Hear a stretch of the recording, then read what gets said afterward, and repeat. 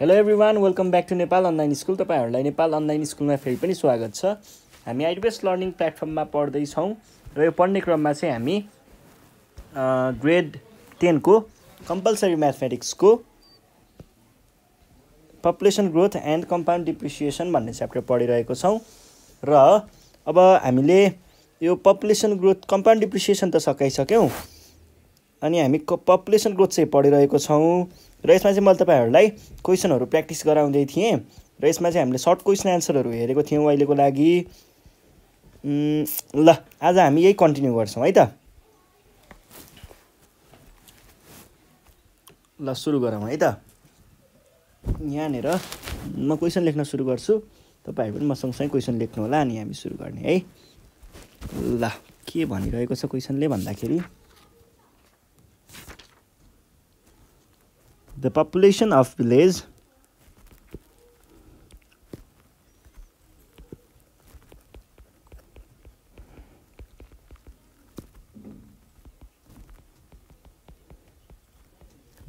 is 2000 भनेर दिएको छ।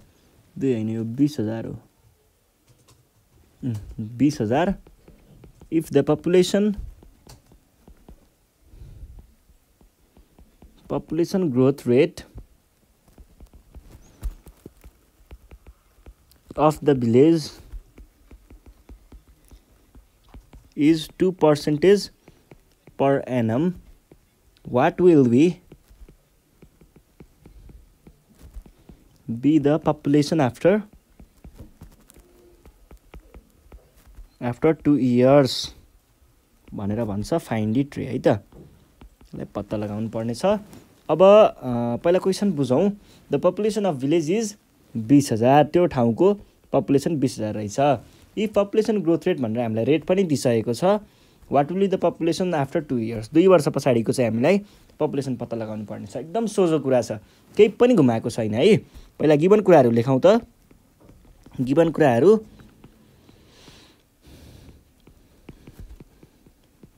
प्रेजेन्ट पपुलेसन P भनेको कति दिएको छ 20000 अनि रेट कति दिएको छ, रेट अफ ग्रोथ भनेको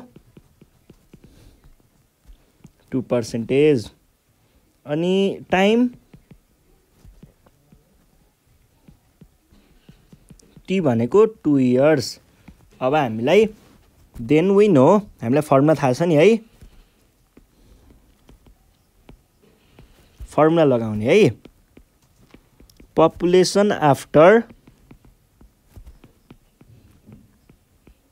T इयर्स भनेको के हुने भयो त, पपुलेसन आफ्टर T भन्दा पनि 2 इयर्स भनौं न। 2 इयर्स भनेको P 1 + r/100 को पावरमा T, यो भनेको 20000 1 + r को भ्यालु कति 2/100 को पावरमा T को भ्यालु 2 भनेको कति आउने भयो त।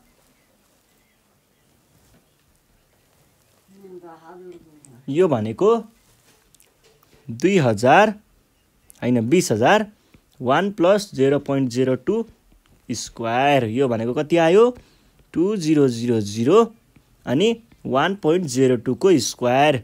यो भनेको चाहिँ अब म क्याल्कुलेटरमै हाल्नु होला है। 20 1 2 3 टाइम्स 1.02 भनेको आयो 1.02 को स्क्वायर होला। यो भनेको आयो 20808। ल यो चाहिँ हाम्रो के रहेछ त, पपुलेसन आफ्टर 2 इयर्स रहेछ। यो भइसके पछाडि अब हामी नेक्स्ट क्वेशन सल्भ गर्छौं है त। नेक्स्ट क्वेशनमा के भनिरहेको छ हेरौं त। क्वेशन रहेको छ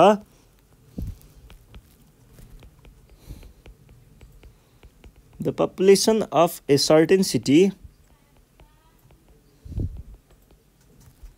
in 1990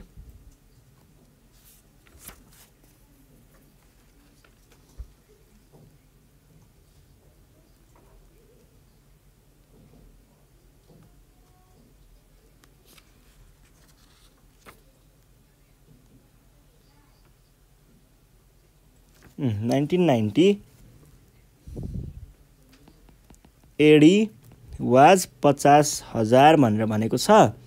If the rate of population growth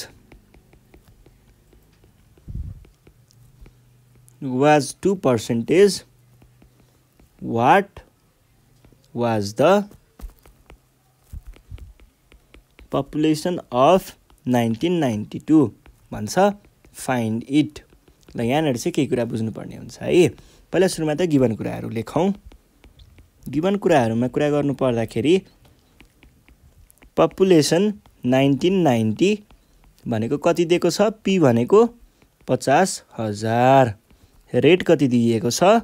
rate are भनेको दिएको छ 2%। What was the population of 1992? 1992 को पपुलेसन पत्ता लगाउनु पर्ने। 1992 भनेको कस्तो हुने भयो त?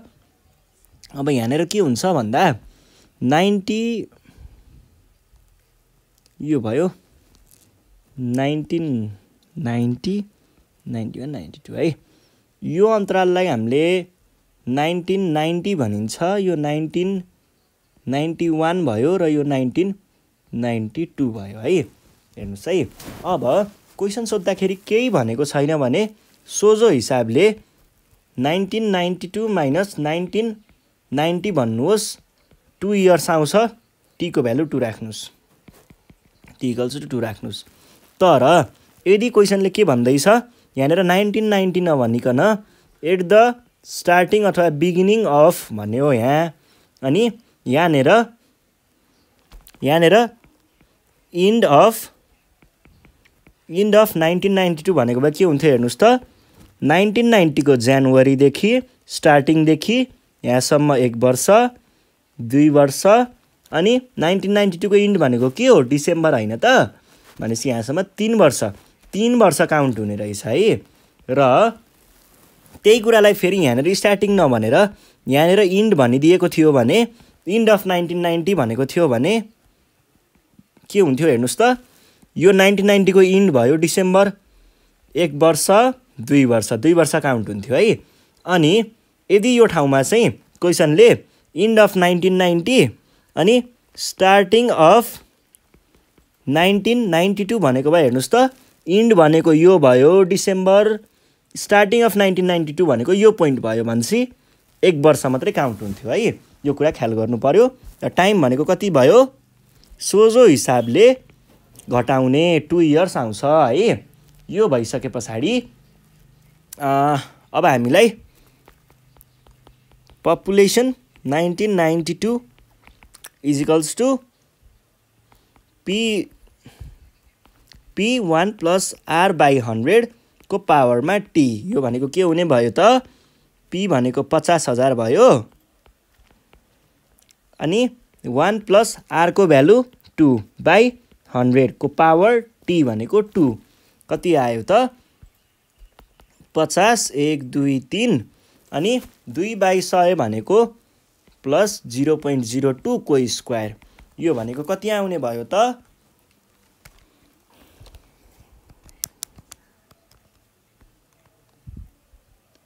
यो भनेको 50 1 2 3 इन्टु 1.02 को 1.02 को स्क्वायर भनेको कति आउने रहेछ? 1.0404। यो भनेको कति आउने रहेछ त? टाइम्स 50 1 2 3 गर्दाखेरि 52,000 यति चाहिँ आउने रहेछ है त। भने पछाडि 2 वर्ष पछाडि भन्नुको अर्थ 1992 मा चाहिँ त्यो ठाउँको पपुलेसन भनेको यति हुने रहेछ भन्ने कुरा बुझिन्छ है। ल अब नेक्स्ट क्वेसन हेरौँ हामी। नेक्स्ट क्वेसन रहेको छ the population of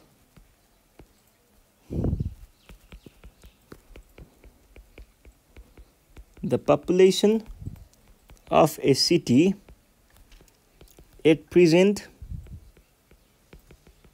is 1,70,000 1 2 3 and it grows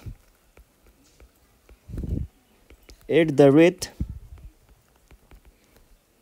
of 2% per year. अब हेर्नुहोस् है, what will be the population after 2 years population after 2 years चाहिँ कति हुन्छ त भनेर सोधेको छ। ठ्याक्कै अगाडिको जस्तै कुरा छ, केही त्यस्तो घुमाएको छैन। पपुलेसन अफ सिटी प्रेजेन्ट भनेको अहिलेको जनसङ्ख्या भन्न खोजेको, कति भनेको छ 1,70,000 भनेको हो है भने पछाडि गिभन कुराहरूलाई पहिला लेख्नुहोस्। प्रेजेन्ट पपुलेसनलाई पीले डिनोट गरिन्छ 170 1 2 3 है त। And it grows by the rate of भनेपछि रेट पनि दिएको छ 2% पर इयर है। What will be the population after 2 years t equals to 2 भने पछाडि पपुलेसन आफ्टर 2 इयर्स भनेको के हुने भयो त, के हुने भयो p फर्मुला लगाउने त हो नि 1 प्लस r बाई 100 को पावर t हो के रे, खासमा मैले 2 लेखेछु ल, t भयो है। यो भनेको p भनेको 1,70,000 अनि यहाँनिर 1 प्लस r2 स्क्वायर, यो भनेको 170 1 2 3 1 प्लस 0.02 को स्क्वायर, यो भनेको 170 1 2 3 4 अनि यो भनेको 1.04 1.02 को स्क्वायर भनेको आउँदो रहेछ 1.0404। ल क्याल्कुलेट गरौँ त, टाइम्स 1,70,000 1 2 3 भनेको आउँदो रहेछ। ल यो चाहिँ हाम्रो उत्तर भयो है त। सजिलो थियो कुरा, त्यस्तो खासै घुमाउने खालको केही पनि थिएन। र अब हामी नेक्स्ट क्वेसन पनि सल्भ गरिहालौँ। के भन्दैछ नेक्स्ट क्वेसन हेर्नुहोस् है। The present population of a village is 20,000 if it is increased at the rate of 10% per annum, what will be the population after 2 years भन्छ। यो क्वेसन पनि खासै त्यस्तो केही पनि छैन, यसमा पनि सजिलैसँग सल्भ गर्न सकिन्छ। हेर्नुहोस् है, त्यही माथिकै कुराहरू छ के सबै। प्रेजेन्ट पपुलेसन p भनेको दिएकै छ 30,000 भनेर, अनि ग्रोथ रेट r भनेको पनि दिएकै छ 10% भनेर, टाइम t भनेर 2 कै यहाँ दिएको छ, यो पनि भइहाल्यो। अब फर्मुला लगाउने काम त बाँकी रह्यो नि, के भन्ने we know population after t years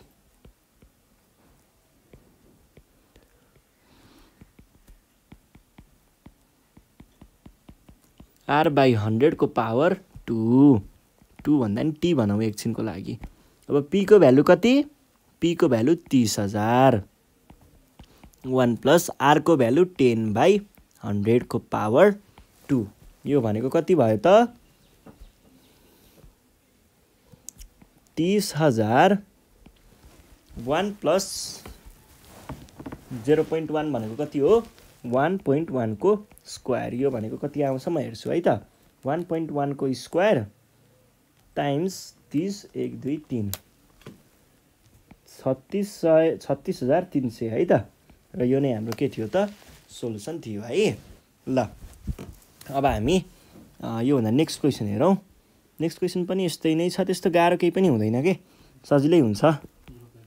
the population of a certain city in 2011 AD was 50,000। 2011 मा चाहिँ 50,000 रहेछ। If the rate of population growth was 3% भनेर भनेको छ per annum, what was the population in 2013 भन्छ, पत्ता लगाउनुहोस् भनेर लेखेको पनि छ है त। Population of certain city in 2011 AD भन्नुको अर्थ हामीलाई एउटा p को भ्यालु चाहिँ दिइसकेको रहेछ। If the rate of population growth was 80 भनेपछि रेट पनि दिएको रहेछ। अब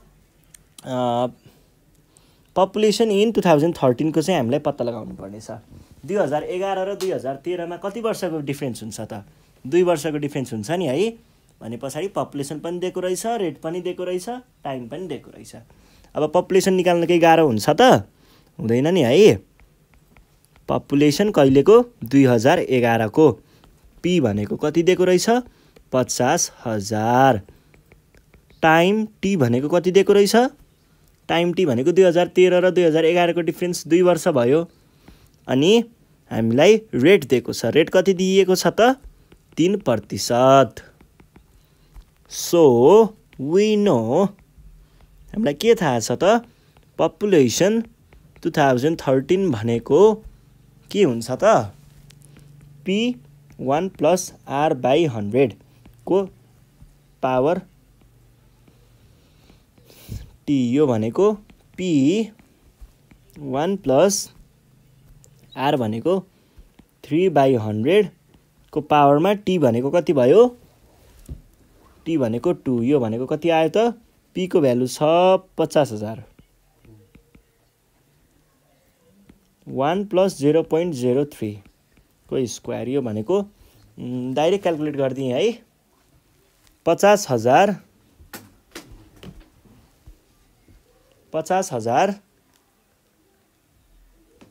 इन्टु 1.03 को स्क्वायर भनेको आउँदो रहेछ 53,045। ल यो कुरा चाहिँ अब देयरफोर द पपुलेसन भनेर पछाडि अलिकति ल्याङ्ग्वेज चाहिँ लेख्नुपर्छ है। पपुलेसन इन 2013 इज दिस भनेर लेख्न पर्छ है त। ल अब हामीले अर्को क्वेसन गरौँ।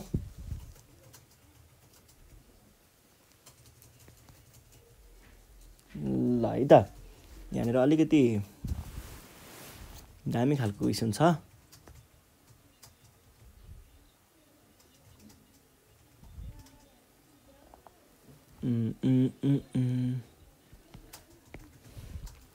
ल हेर्नुहोस् है, एकदम सजिलो तर त्यस्तै ठिकैको क्वेसन छ। दियोस्, ठिक छ, क्वेसन गरौँ। The population of A village was 7200 if 500 of the population was migrated in and 200 died due to earthquake, भूकम्पले।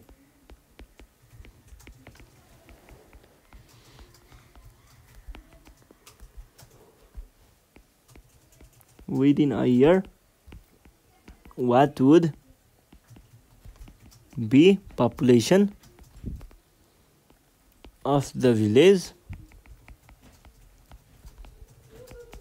after a year? ल यस्तो भनेको छ। यसको कहानी सुनाउ न त। अब के भन्दै रहेछ? एउटा गाउँ रहेछ, बस्ती। यो बस्तीमा सुरुमा कतिजना रहेछन्? 7200 जना। अनि माइग्रेटेड इन भनेको के हो? आउनु। माइग्रेटेड इन भनेको भित्र आउनु, माइग्रेटेड आउट भनेको बाहिर जानु। भने पछाडि के भएको रहेछ? भित्र आएको 500 जना आएको है त। अब के भन्छ? त्यस पछाडि भूकम्प आएछ ल ठाउँमा। भूकम्प आउँदा के भएछ? 200 जना, अब के भन्नु, डाइड 200 जना बितेको है। 200 जना बितेको केले गर्दा? अर्थक्वेकले गर्दा। भनेको अर्थ 500 जना जोडिएको, 200 जना गएको भन्नुको अर्थ घटेको। भने पछाडि हामीले अर्को पपुलेसन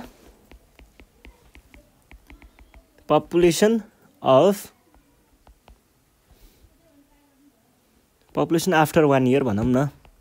आफ्टर 1 इयर भनेको के हुने भयो? टोटल पपुलेसन बिफोर भनौँ प्लस माइग्रेटेड इन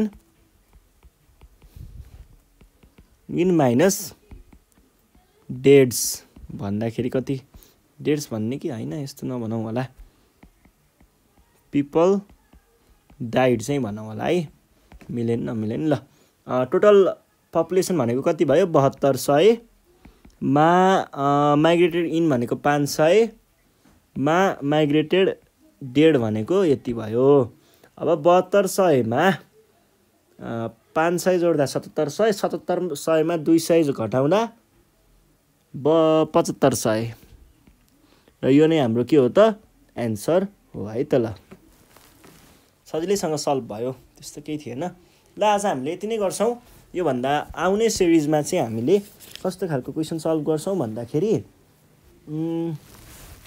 अलिकति डिफ्रेन्ट खालको ग्रोथ रेट पत्ता लगाउने खालको क्वेसनहरू चाहिँ सल्भ गर्नेछौँ त्यतिखेरसम्मको लागि नेपाल अनलाइन स्कुल बिदा माग्न चाहन्छ तपाईँहरू घरमै बसेर प्र्याक्टिस गर्दै गर्नु होला प्र्याक्टिस गर्ने क्रममा केही प्रब्लम आयो भने हामीलाई सम्झन सक्नुहुन्छ 98 4 95 95 8 95 सजिलो छ नम्बर पनि